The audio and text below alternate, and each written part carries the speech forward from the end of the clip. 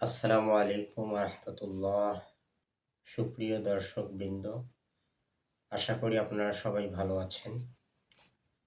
আজকে আমি যে বিষয়টি নিয়ে কথা বলবো সেটি হচ্ছে পবিত্র কোরআনুল কারীমের ৪ নম্বর সূরা নিচার ৫৯ নম্বর আয়াত।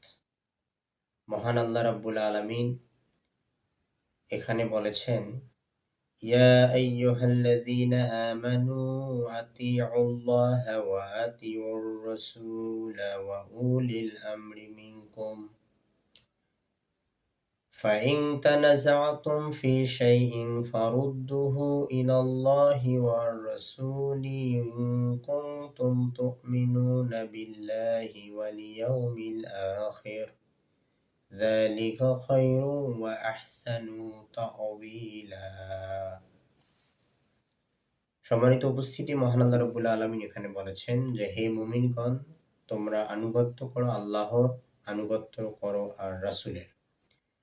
তোমাদের মধ্য থেকে কর্তৃত্বের অধিকারীদের, দায়িত্বশীলদের। অতঃপর কোনো বিষয়ে যদি তোমরা মতবিরোধ করো, তাহলে আল্লাহ এবং আল্লাহ রাসূলের দিকে প্রত্যাবর্তন করাও। যদি তোমরা আল্লাহ এবং শেষ দিনের প্রতি ঈমান রাখো, এটি উত্তম এবং পরিণামে উৎকৃষ্টতর। তার মানে আনুগত্যের শর্তহীন দাবিদার হচ্ছে আল্লাহ এবং তার রাসূল। আর দায়িত্বশীল যারা হবেন, ইসলামী দায়িত্বশীল যারা হবেন, মুসলমানদের মধ্য থেকে যারা দায়িত্বশীল নিযুক্ত হবেন, তাদের আনুগত্য করতে হবে শর্ত সাপেক্ষে। কারণ আল্লাহ রাসূল সাল্লাল্লাহু আলাইহি ওয়াসাল্লাম বলেছেন যে, লা তাআতা লি মাখলুকিন ইল্লা ফি মাসিয়াতিল খালিক। স্রষ্টার অবাধ্য হয়ে সৃষ্টির আনুগত্য করা হারাম। তাই আমরা কোনো মাসলা মাসাইল, ইসলামী বিধিবিধান বা ইসলামী জীবনে চলার ক্ষেত্রে আল্লাহ এবং আল্লাহ রাসূল সাল্লাল্লাহু আলাইহি সাল্লামের কর্মকাণ্ড অনুযায়ী চলব, আল্লাহ রাসূলের সহিহ সুন্নাহ মোতাবেক চলব।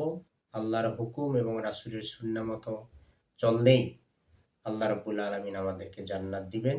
আল্লাহ রাব্বুল আলামিন ওয়াদা করেছেন। আল্লাহ এবং আল্লাহ রাসূলকে বাদ দিয়ে মানুষের মন গড়া কথা, মন গড়া ব্যাখ্যা, মানুষের মন গড়া কাহিনী, মিথ্যা কাহিনী, বানোয়াট কথার দিকে যদি আমরা আমল করি, তাহলে এই আমল দ্বারা আমরা জাহান্নামে নিক্ষেপ হব।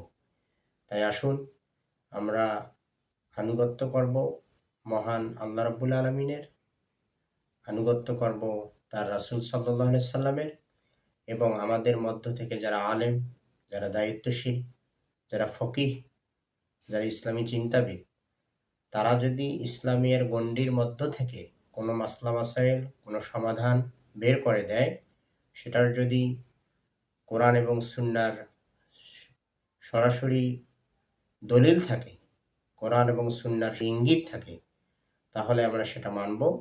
কোরআন সুন্নাহর বাইরে কারো কথা আমরা মানব না। আল্লাহ রাব্বুল আলামিন আমাদের সবাইকে হেদায়েত দান করুক। আমরা বলি আমিন। আসসালামু আলাইকুম রহমতুল্লাহ।